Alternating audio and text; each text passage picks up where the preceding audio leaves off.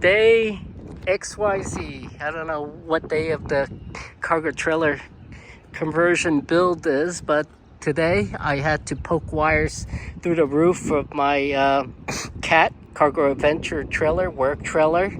These two cables here for the solar panels, so I could continue to finish the cedar boards on the ceiling. So I got 4 panels here, photovoltaic panels. They're each 100 watts, so I'll be generating 400 watts, which is pretty cool.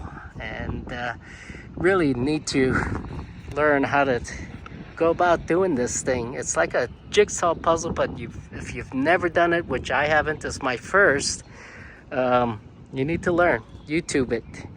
So got the cables running through, and a specific name for the cables, but obviously this got to be heavy duty to withstand the UV light from the blistering sun and the reflection off the roof of the cargo trailer.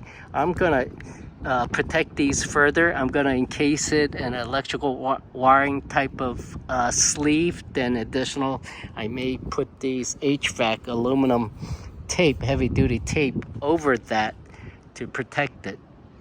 Because over time, everything deteriorates. UV light can play havoc on our bodies and everything else. Deterioration, lots of energy.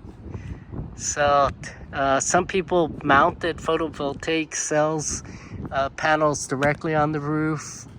Some people didn't. I originally thought about using unistrut, but those were too heavy. I went with aluminum tubes, rectangular tubes. Cost more money, but it's lighter, first of all, and what I believe to be easier to work with, but primarily less weight and easy to drill through to get so self-tapping screws. And I just noticed something here I'm missing 2, so I gotta get my butt back up there and screw 2 in. So that's my 400 watt roof. Cheers, everybody.